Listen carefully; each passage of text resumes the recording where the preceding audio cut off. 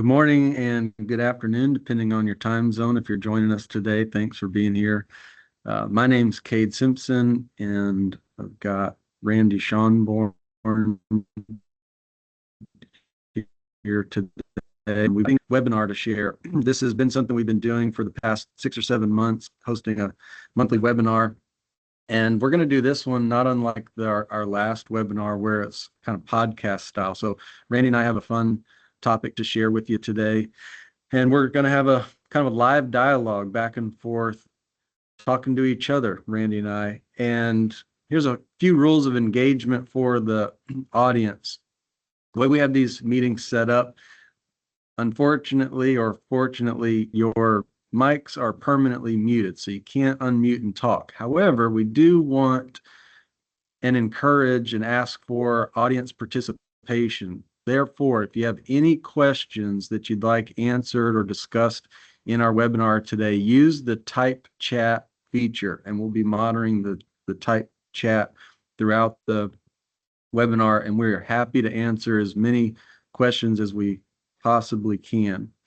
So let's jump right to it. The title of our discussion today is Developing a Lifestyle of Strategy, Working on Your Business, Not in It.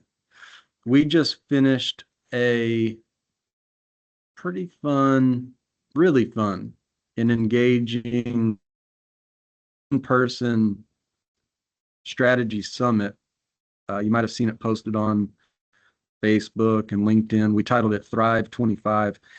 And that was pretty intense couple of days of talking about working on our businesses and not in it. Let's answer that question, Randy. What do we mean when we say work on your business, not in it? What does that mean, to work on your business? Yeah, the analogy that's often stated is that you want to, in order to work on your business, you want to get out of your daily mindset, your daily routine. You want to take your whatever job function you have, if it's leader, whatever your function is, you want to take that hat off and try to get to let's say, a mental space, an emotional space where you're not thinking about your daily role, but instead you're really thinking about the overall organization and where it's heading. You want to lift yourself, elevate yourself up to the balcony, or 10,000 feet or 30,000 feet, and um, and think about the overall objectives of your business, your long-term goals, your mid-term goals, ultimately your short-term goals. Yeah, I like that. Hats on, hats off. Is it an analogy or metaphor? I don't know. But I like that principle for sure when we lead a strategy meeting. And I'm referring to, what's on my mind right now is when we get together and have like a quarterly strategy meeting. It's one of the first things that we say. Okay, guys, there's people from different perspectives, different roles in the organization. You got clinicians or PCCs or bookkeepers or marketing teams. It's like, all right, you gotta gives you that gives you a lens, it gives you a viewpoint, it gives you experience, but you got to take that hat off. You've had your sleeves rolled up and you're working in your respective role every day. You got to take that hat off and you got to put your strategy hat on. Yeah, That principle is by far the leading principle of a good work on your business lifestyle of strategy. It's totally different than working in it. yeah. A common uh, process of strategy is a step by step. First you think, or you strategically think, then you move to executive planning, and then you move on that plan by in action, and then you learn I'm going uh, to show our in visual of fourth that step. here. Yeah. Yeah, and so yeah, think, plan, act, learn. And maybe the when we're talking about working on your business, it for me anyway, it starts in the think area, and it might be the most difficult for people to kind of this most difficult step to enter into. Um, it's like here you're not moving at all. You're not answering any questions. You're asking questions is what you're doing. You're asking the why questions and um, such things as why do you exist and how do you behave? How will we succeed? That kind of the why here as opposed to answering questions. And that's difficult because we want to Yeah. move. We think we're wasting time here. Well, here's a funny story. Literally yesterday, so I'm in the car and I've got two of my teammates, several of the people that are in the audience know these people. It's Cassie and Jeff. We're in the car. We're doing business reviews, which, by the way, is a offshoot of and part of the strategy rhythm. Business reviews meaning we're going to every clinic and having a couple hours of reviewing metrics and setting action plans for the coming year. And we get off in dialogue and we're talking about, well, I'll use a Rockefeller habit. So the Rockefeller habits out of Scaling Up. I've got my book. I'll grab it and show it here in a second. We might talk about it in a second here. Anyway, Rockefeller habits are good action items and calibrators for how a organization should behave. And one of them says that, managers and certainly middle managers and upper managers should have uh, like a peer coach, some sort of advisor, some sort of mentor. And we had just done the review in one of our clinics where we have a very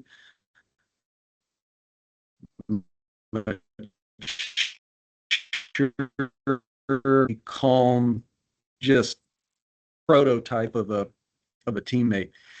And this lady is about 15 to 18 years older than a large group of clinicians we have. And it's like, so the dialogue goes on, wouldn't it be great if we had a mentor program where maybe once a month or once a quarter, the younger clinicians hang out with this person, they hang out with this lady, and it instantly jumps to, yeah, we should do that. What we'll do is set up this and this.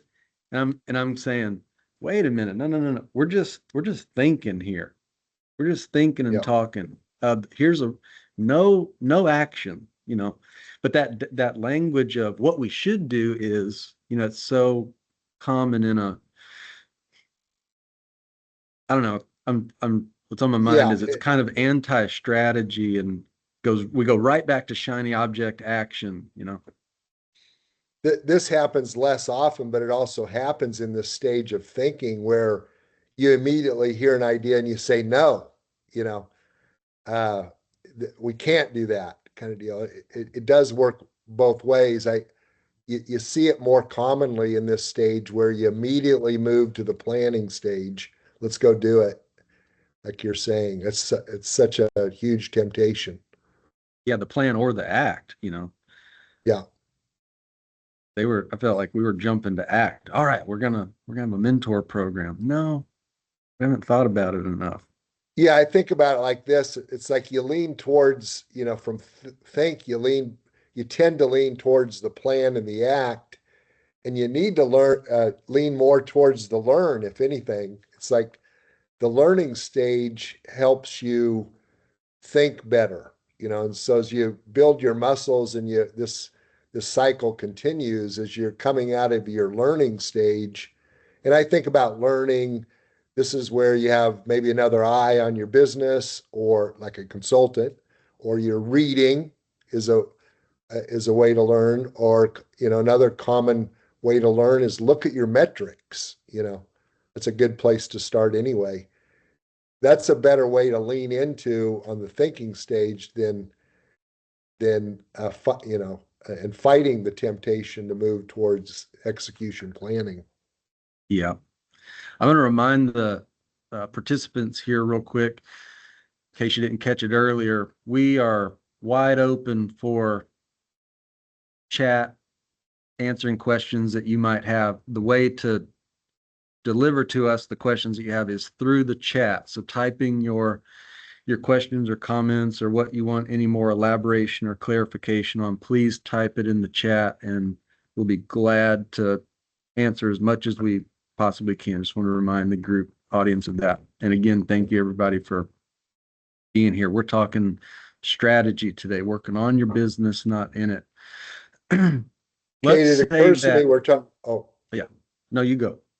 it occurs to me as we're talking here on the thinking stage and we're leaning in, there's some really helpful tools, if not some, I'm going to say rote questions that we lean into as we're into this stage that we could talk about. But if you want to go somewhere else, Cade, we can. All right, still talking, thinking. Yeah. Of course, I'm thinking about 6 questions of clarity or the actual strategy tools. You mentioned there's several tools or strategy kind of helps, guides that are out there. We tend to lean into the scaling up, the Verne Harnish I'm gonna grab my approach. book. Yeah. And this is kind of a textbook for strategy, if you will. And inside this book are several tools that help us move along in this stage of just thinking about our business, working on our business. Yeah, we have a couple of those tools here just for kind of visual background reference, not to go into any of them necessarily in too Right. much depth. If I'm going to switch gears a little bit. If I'm a business owner and I've been doing a whole lot of working in my business, it's, we've survived, we've gotten to where we are what we are. And I recognize though that, yeah, being more strategic would be beneficial to break through, to bring clarity or whatever the benefits of strategy are. How do I start? What would be a good first step?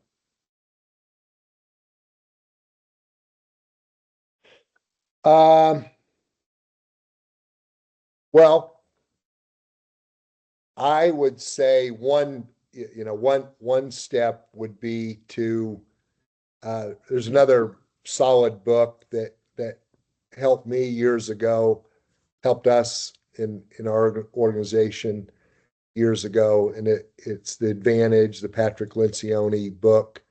And in this book, he's basically answering the question, how do you create a healthy organization? And the way that you create a healthy organization, according to Lencioni, is you answer these 6 questions really in a lifestyle. It becomes a lifestyle. And so you're answering these 6 questions, and then ultimately, once they're answered, you're now going to have a meeting rhythm or a rhythm of communicating these answers to your team. And if you've never done strategy or you don't have any, it's how do you get started? You've already started.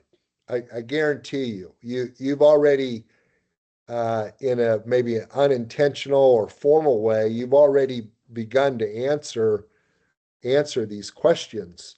And so that's the good news. You've already started. Now it's a matter of just I'd say continuing the codification and the writing it down and now meditating about it. So yeah, starting with why do you exist? This is where it's a good ask the why question. Keep on asking, keep on digging in, keep on clarifying. I could go more detail there, but I think that this is a good place to start.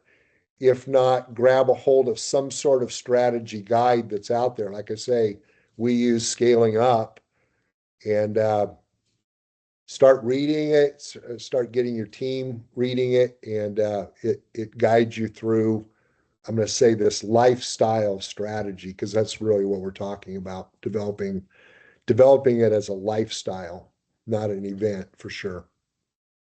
I want to dive in a little bit to your mention of, codifying what your strategy is.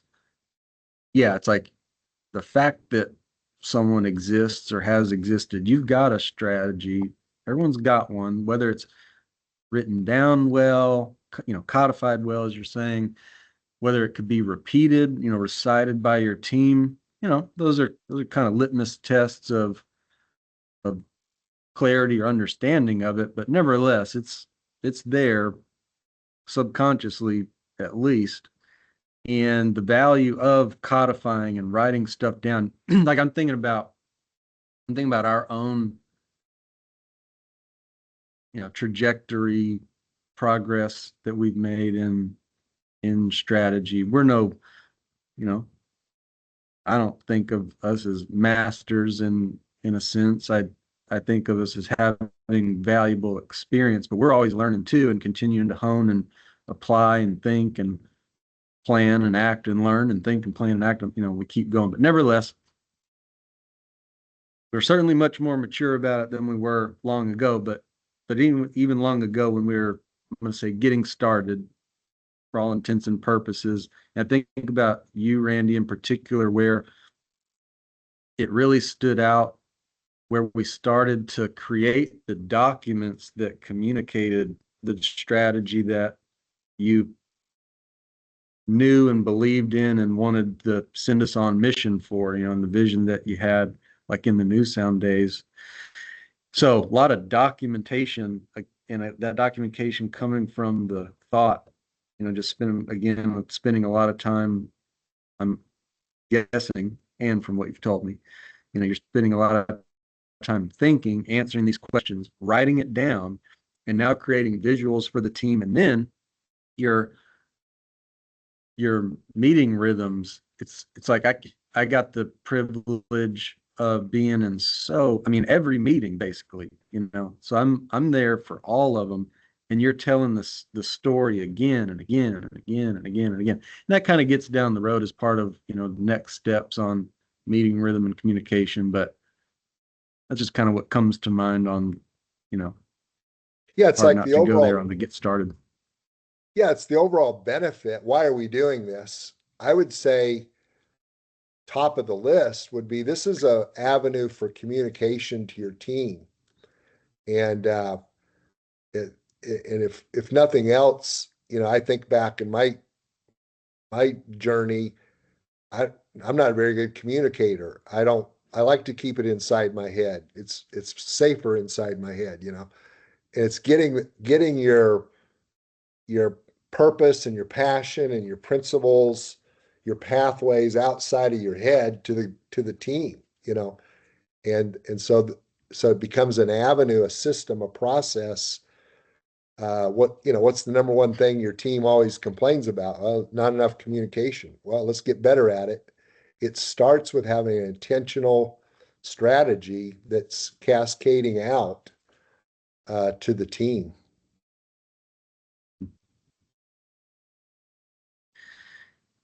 Yeah. What's literally on my mind right now is that the communication, the clarity that comes from having the strategy codified, and then it helping you make decisions as you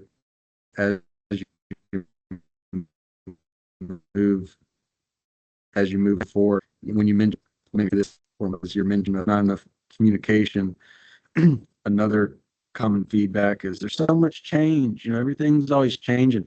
Sometimes that's a sign of kind of that shoot from the hip, shiny object syndrome, where the business owner is, "Ooh, there's an idea I heard at the water cooler at whatever conference I just went to. Let me do that. Let me take that marketing idea or that, whatever it Right. might be." And that in itself is a side effect of not clear strategy. Anyway, that's just a kind of a Yeah, comment. doing strategy well and staying in your strategy, staying in the process where everything's aligned to ultimately your long-term goal or your long-term vision.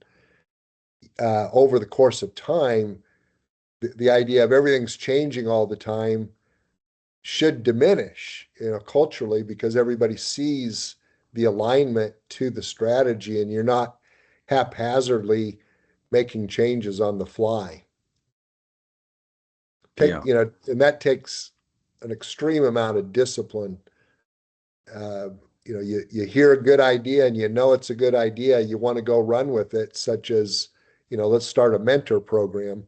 Well, wait a minute. Uh, we've already decided this, and this. What are we going to replace? Or,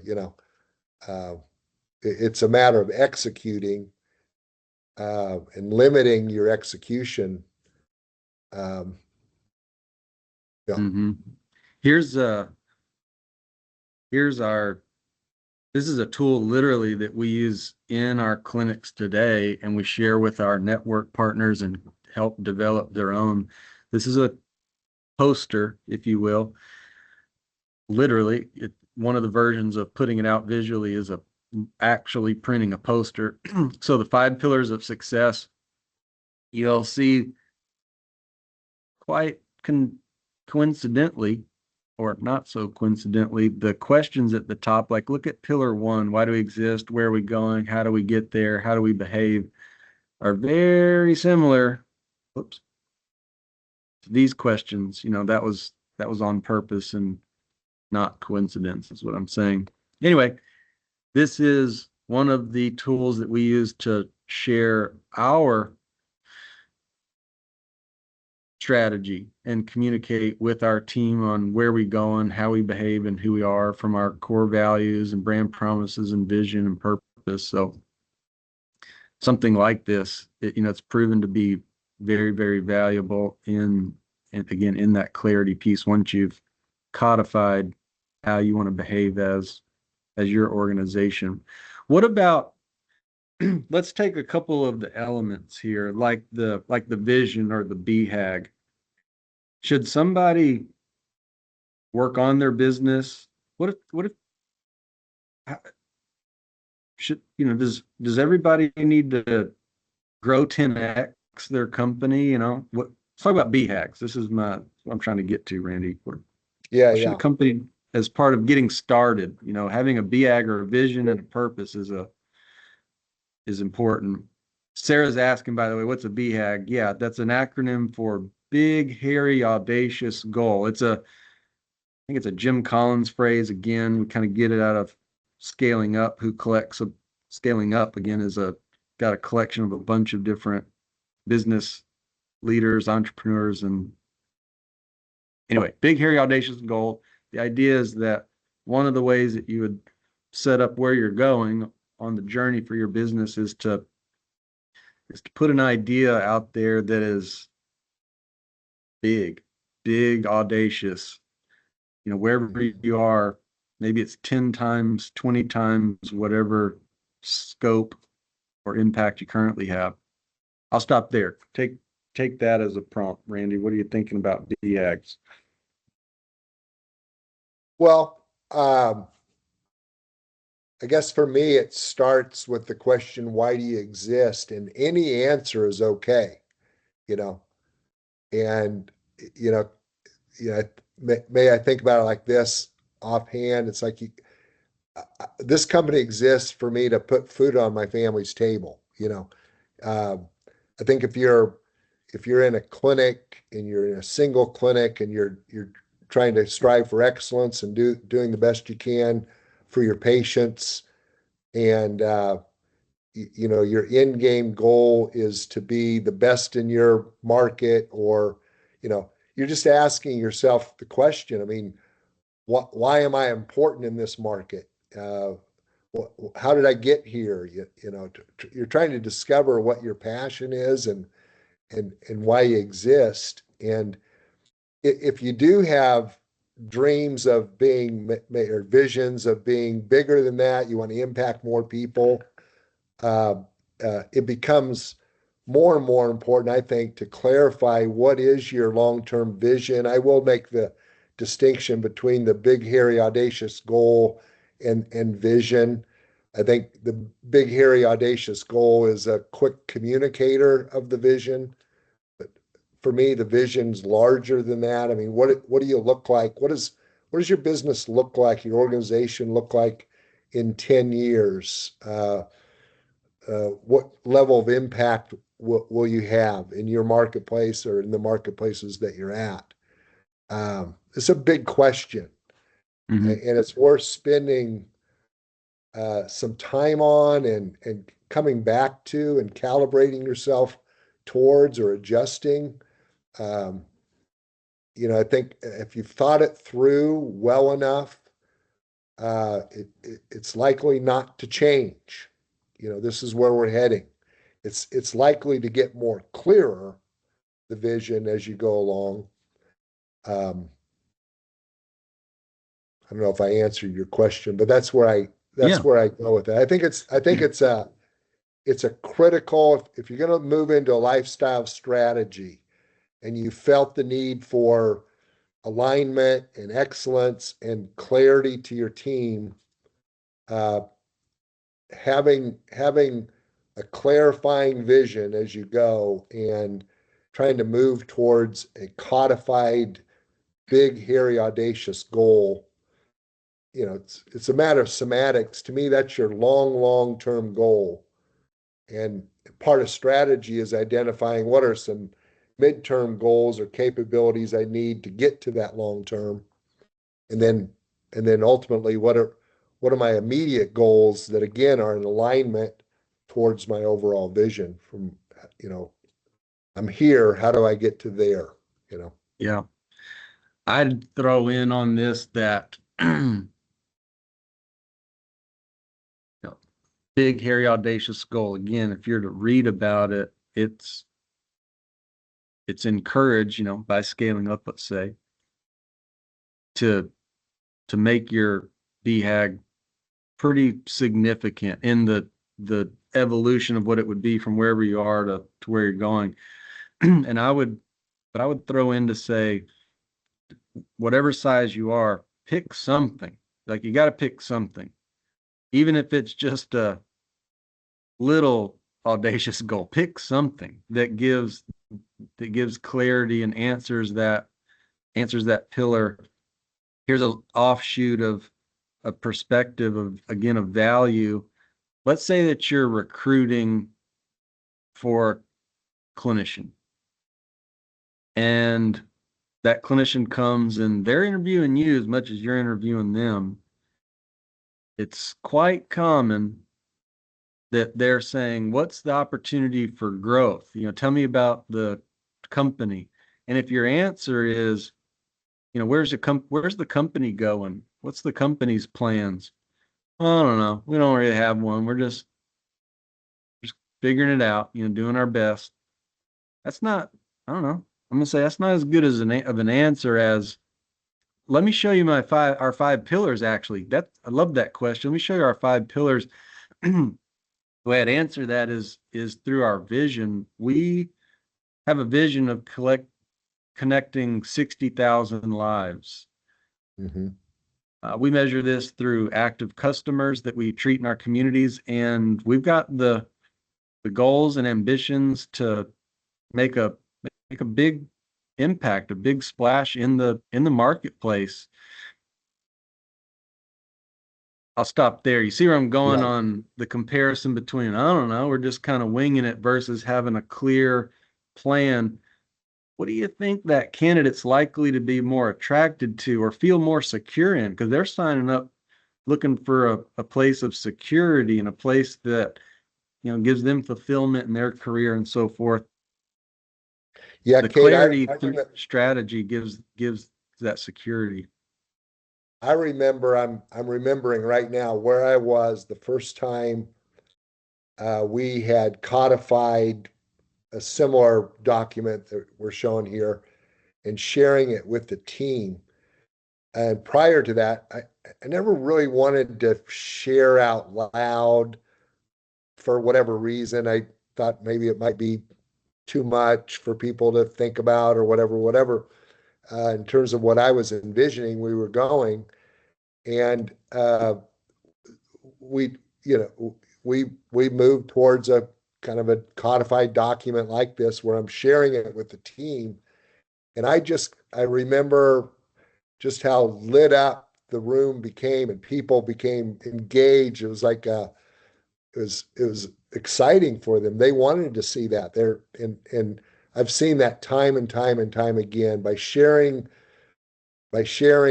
your vision and your BHAG, people will rally around it. They want to hear that. That's giving them something to live into that's bigger than themselves, and they begin to see the alignment as it rolls out, you know.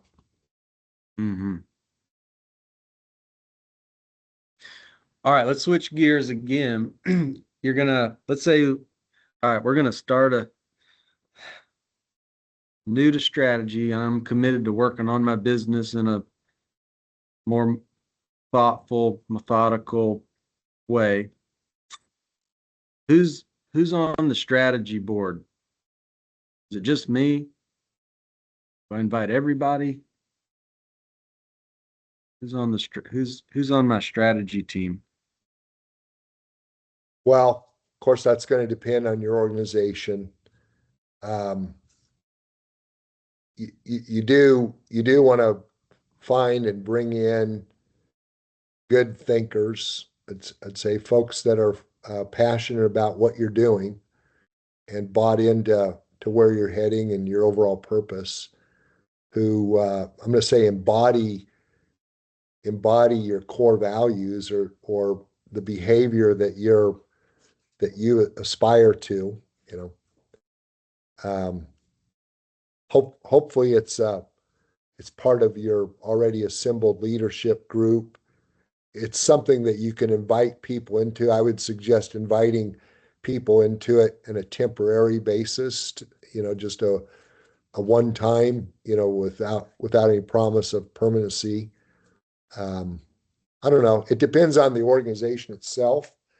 Um, I think it's helpful to bring in outside help. I've mentioned that before, but an outside objective set of eyes is helpful. Um, I know that's been helpful to us over the years. So um, I'd say be careful and get started. You know, be careful of who you invite. Definitely, this is a group effort, and this is a way. This is one way, and it's in a very effective way to bring in and develop leadership. And we say we're mentoring all the time. You know, this is a good mentoring avenue. Yeah, my input on it would be, let's say you're a 30 person to 50 person kind of organization. You probably got 4 or 5 people that you're bringing in for Yeah, sure. If not, another layer of kind of fringe folk, to maybe another 2 or 3 kind of fringe folks. And then, you can kind of scale it from there. At the same time, if you're 100 person organization, it's not that you need 30 people on the actual core strategy team. You still need 4 or 5. At some point you've determined, okay, these people are the best at taking their working in the business hat off and putting the working on and giving full unselfish feedback and input. yeah. And again, we're talking here. At least, we're in the thinking stage. You might expand it more when you move into the executive planning stage, slightly more, but I agree with you. It's we're not talking about a large group here. We're talking about your best objective thinkers, folks that can check their role and check their egos at the door. Yeah, I'll throw out too a little plug. You're talking about outside help. Cuity is armed and ready to help folks in this arena, being a participant. I mean, we do this at a heavy clip, helping our network partners in their strategic planning and our strategic thinking and their execution planning. So Yeah, for I will say this, participants that for are those of you, Kate is an excellent uh, moderator of strategy, does it even outside the hearing industry from time to time. He's good at it.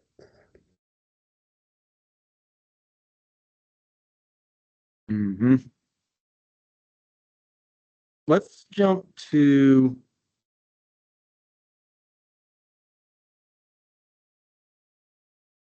let's talk about communication a little bit more and like meeting rhythm. You're saying, feedback is we need more communication. How many meetings should we be having? How many meetings should we have with our teammates? How many times Well, should we have a strategy meeting? yeah. Um, this kind of harkens back to maybe one of the main obstacles as to why we don't do strategy in general is we think it's a waste of time. Like if you just begin to think about back to the think stage, I'm not doing anything here. How could this, possibly be productive? In meetings in general, I think we tend to. I know I did certainly as a leader kind of revolt against having too many meetings. They need to be intentional. I think there's a place for a daily meeting, a weekly meeting, uh, monthly meetings, quarterly meetings. Back to your question, how often should you be strategizing? Uh, I think your core small group should be having a rhythm of strategy once a week, where you're checking in and and again removing yourself from the business and looking at it. Um, I think we intentionally or we have more formal strategy meetings once a quarter or at least Yeah. 3 times a year. But so you commit to it. It's expensive. It takes people out. Um, but over the course of time, there's huge payoff in my view. I think it's a no-brainer. Well, weekends are good strategy working days too. Oh yeah. Hmm. That's Yeah. funny, but also not a joke. We do lots of strategy meetings on the weekend. Yeah. I mean, you're the meeting rhythm guy, the intentional guy. How what would you add to that, or in terms of the importance of meeting rhythm, or the off how often you do it, or Yeah, definitely the quarterly in person. You got to get people in person. It's a good way, by the way, to break away from your working in the business. Like on your weekly meeting, what you'll often find is people are in their car or it's like they're on the way to the clinic so they've got this something pulling them away. Whereas you do an offsite strategy meeting quarterly, you do it, don't do it at one of your offices either. Go rent a business room, conference room at a hotel or something for a couple $100. It's worth the investment. Get them away from the offices, yeah, turn your phones off kind of deal, turn your email machine off, and we're gonna think and plan. We're gonna learn and think, plan. Definitely not acting in the strategy meeting. Those yeah, weekly meetings start blending more into actions and things that are going on, which is okay. There's execution planning. It's part of part of the healthy diet. It just tends to be that the thinking part and the planning part are the most commonly overlooked or not appreciated. Oh, we got a question from the audience. Let's see what we got here. Ron is asking, how long do your quarterly meetings last? Our typical quarterly strategy meeting, the way that we execute right now, and by the way, we work with, I'm going to answer it representing a few different inputs or viewpoints of size of business. We have client currently that has 22, 23 clinics, 60 something employees, 10 plus million revenue, down to single office network partners. So with the middle and larger sized groups, we're doing quarterly strategy meetings in person, and they are not shorter than 2 days. Not shorter than 2. Every once in a while, we'll even do a third day. Kind of depends on what we decide for on the agenda, but 2 days for sure. The smaller companies where it's 1 clinic or 2 clinics, you can do that in a day, if not even in an afternoon kind of a deal. Again, it just depends on the size and scope of the business and what's going on, and how well you do in your weekly or monthly meetings, because it's a lifestyle, not just that event. 2-day in-person meetings though for your meeting. I'd say anybody that's got more than 5 clinics, you should have a 2-day in-person meeting. Start there. That'd be my suggestion. All right, thumbs up to you too, Ron. Thank you for the question. Again, if anybody else has a question, please throw it in the chat and we'll be happy to answer. Outside of the strategy meeting, then you get into the messaging it to the team rhythm. And I'll just answer it again with what we're currently doing. We have monthly all staff meetings, so everybody gets on and we're sharing updates of initiatives, sharing strategy elements, essentially elements of the pillars of success and the actual elements of what are going on currently that are representative of moving towards our BHAG and, again, initiatives that we've set out for the year. Every other week, certain departments get on. So for example, the clinicians will have a clinician specific meeting, and then the next week, the PCCs will have a PCC specific meeting. And then with our clinics 3 times a year, we bring them in person and have a together training and meeting. There's always an element of sharing the strategy, reinforcing who we are, why we exist, who does what. There's always an element of that, regardless of what our overall or specifics of our agenda are. That's always a framework. We found huge value in bringing, just like there's the value and the clarity of having the tools and communicating the strategy, bringing people together. You got to have that mix, whether it's virtual meetings, which is hard because we have remote locations that are separated, but it's worth the investment to bring people together and let them, build that camaraderie together as a team. They are a team. It's not everybody, every man for himself.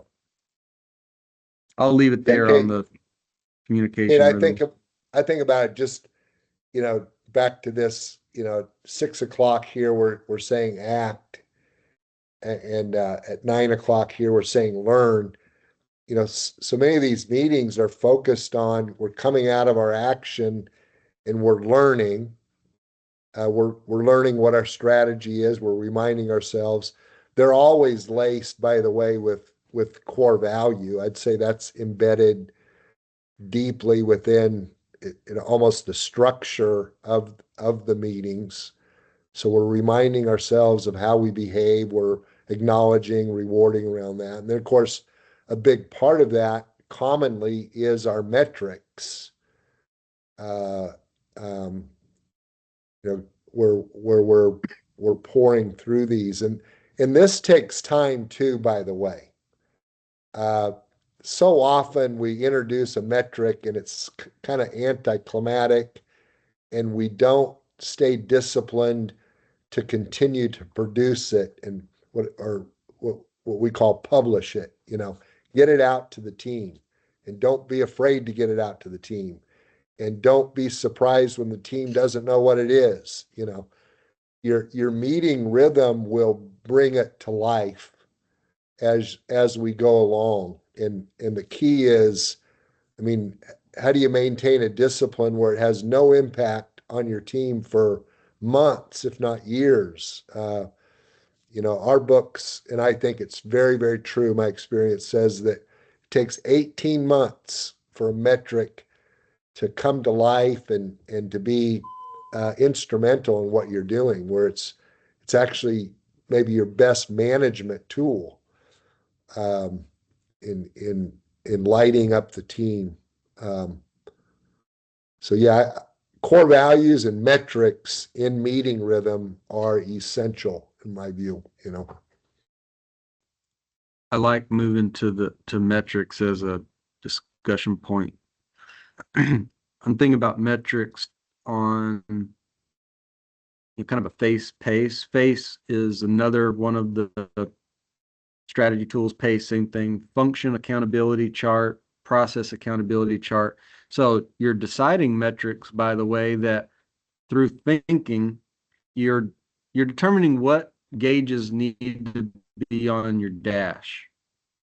They're not, they need to be objective and so on and so forth, to where these gauges, if they're running correctly, represent that the business is running correctly. And every function of your business and every person in your team has metrics that they directly influence. It's quite common to work with a business that has not clarity on who does what, and certainly what they're accountable to influencing, and earning their keep, if you will. And that's hard. Golly, that's a tough situation. It is tough. We've been through it. We go through it. We're not immune to it. Just, that's a tough deal. But anyway, metrics on the clarity of who does what, and did we have a good day, good week, good month, good year. Just adding that to not only to your global team, but your strategy team included, or your non-clinic people included. Yeah. And then taking your metrics, this, like you said, this is the learn piece. Taking your metrics, actually reviewing them, and now think, and then ultimately come up with a plan to improve, and then act to improve whatever the metric is. Again, in lieu of the shoot from the hip or shiny object, we need to do this. Well, why? What's the metric saying in that area? Well, actually, it's best in class. It's industry leading. Why do we need to mess that up?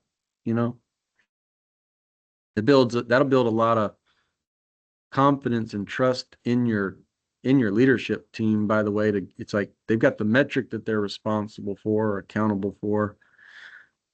Let them go execute and do their deal, and if they can come back and deliver on it, good. Who are we to mess that up? That's a whole nother offshoot of strategy, scaling your business.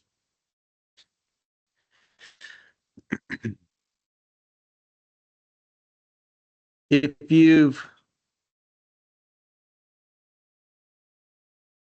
see, we got another question.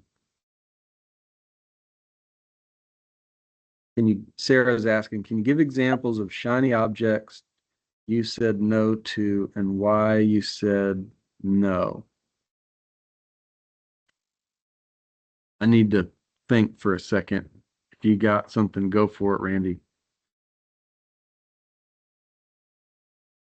Well, the one that comes to my mind, I mean, Cade is the master of no. He's so aligned. Typically, he'll come up with some good ones. But what comes to my mind are marketing ideas. Marketing is so connected to your overall clinical operations, and so there, a marketing campaign can be very disruptive to your overall long-term process and promises that you're trying to deliver in your clinical operation. So an example would be, I don't know, wanted 30. You've all seen this campaign. Well, is your culture, your core values, is that in alignment with your overall core values? Is that in alignment with maybe a strategy that you have already in place where you're trying to build your sales process or your service process, and now you come along with this just because it's pulling and you hear from your buddies that it's pulling at a high rate? Well, that could be very disruptive to your overall strategy. So even though it's a good idea and it might ring the cash register, you got to say no to it. You got to stick with your strategy, or put it in a parking lot and get your team ready for that particular campaign. So that's one example. I've got one. A few years ago, we start to work with a business, and at a trade show, they had seen a CogniView. Maybe you know CogniView, for those watching and listening. It's it's a cognition test on a laptop, and it's making the rounds at all the trade shows. Ooh, it's shiny, we need that.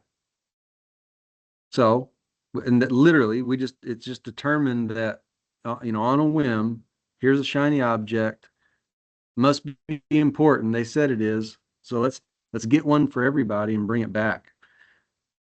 And it turned out to be very disruptive. It got implemented and turned out to be very disruptive and very expensive. So it was disruptive in that it became the thing we were focusing on. We got to get this thing set up and put it in all the clinics. And it went straight to act, and it didn't ever go through a think or plan stage. And therefore, after a very short period of time, it didn't get followed through on, and we're just paying the monthly bill. And CogniViews are expensive, very expensive. It's not that it's not a bad idea. It's not that it couldn't work, but because we skipped the think and the plan stage, it didn't work, and it was bad hit. And again, very tens of thousands of dollars in expense on the CogniView deal. I'd say another example would be, with people, like, our model is I'll summarize it by saying the better hearing model, the best treatment model. So high quality services, high quality, thorough verifications, regular appointments, and things like that. And then here comes these OTC options. And we should sell those in our locations. Well, I'll say no, you shouldn't. Unless that's your business model. It's a whole nother It's a whole nother business model. Or take it through the think and the plan stage. And if you can get it through the think stage to where you can come up with a good plan and it emboldens your strategy and it fits the strategy. That's a good question, by the way. Does it fit the strategy? If it doesn't, say no to it. And then as you know, kind of as a discipline or a habit, just know that you should be saying no most of the time to whatever the idea is, whatever it is, marketing or new tool in an office. You should actually be saying no most of the time. Keep it lean, keep it simple. You want to, in my experience, you want to innovate what you're already doing, not take some new shiny object to replace something. Ron is acknowledging, saying that he's fallen into many of these traps. I think you're saying fallen into some of the shiny object traps. We're with you, Ron.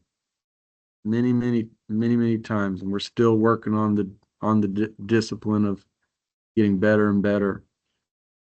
It's hard. It's really hard to say no, but it's also super valuable when you do, and the leanness and again the clarity in sticking to who you are and how your organization behaves is important. Yeah, there's a lot of great ideas. The question is execution, and you can't execute every great idea, you know. Yeah. Uh, I like what you you, said a second ago, Randy, on it's like if you have a new idea, something has to get replaced. Whether you do it on purpose or you don't realize that something will get replaced. It's like you're working 100%. You're putting in your effort, and you've got, it's not like you're twiddling your thumbs part of the time and you're looking for something new. You're doing things all day. So if you're going to bring something new in, something else is getting pushed out. I think Aranza might be typing a question. Let's see what she's got.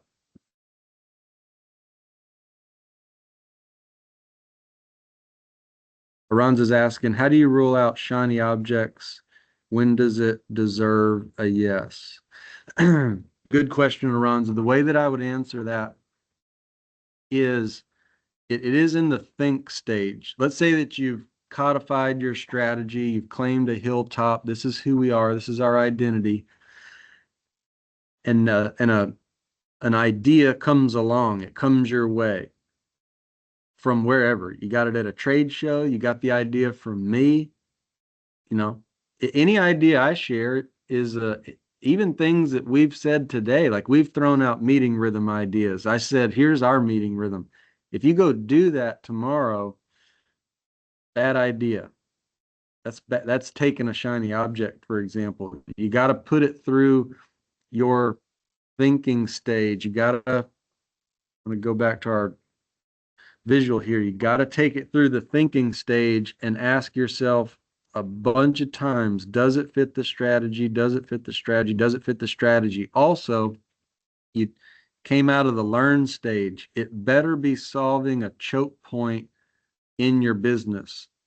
Something that if you can open that choke point, it'll let more patients through, more efficiency through, more leanness, more profits, more ease of operating, more ease of getting customers to us, better, you know. So yeah, if you have a metric that it's based on, yeah. well, here's a company rule that you might establish. Notice how I'm saying the word might. It's like, don't let any idea, shiny idea, uh, not filter through your intentional, I'm going to say quarterly strategy meeting. Mm-hmm. Where within your formal quarterly strategy meeting, as you begin to use the tools and now you're trusting the overall process, you get to a point in the tool and in the tools where you're deciding what you're going to implement in the quarter. You know, what's the most important thing you're going to implement. And if your new shiny idea, you know, falls within that because it's in alignment with what your 1 year goal, 3 year goal, your overall vision, it's it's a rock that you're going to focus on and assign someone to. You know, I'm kind of shortcutting the overall strategy process here, but don't let a shiny idea come into your business and unless it is filtered through your meeting rhythm of strategy, your quarterly meeting, I'm going to say. Yeah. Yeah. Think of, metaphor that your strategy meetings and that process is it's a machine. It's a filtering machine. It sorts things. It's like a coin sorter, and you put ideas in the front of it, in the intake, and it goes through the machine. It gets sorted. Yes or no? There'll be a whole lot Yeah, more no's. yeah, it's like you see this. Oh, I'm so guilty of this, so guilty. And you see it over and over again in leadership where you have one owner and he, I'm going to say rules the roost. You like unilateral decisions because you think you're moving with it and you're not. The truth of the matter is you got to bring your team in, and it's got to cascade out from your strategy through your meeting rhythm. And it's slower than you want. Uh, and so often that filtering system will put you in check as a leader and appropriately not allow you to push in a shiny idea. Randy, strategy is one of our favorite topics for sure. It's the center of how we operate and try to work with different businesses on. And we could talk about it all day, but I'm going to bring us to a close today. And I want to thank everybody for joining that's joined. I put our contact information up. If you have any questions following up, whether you're watching this live right now or watching the recording, by the way, all of our webinars are posted on our website.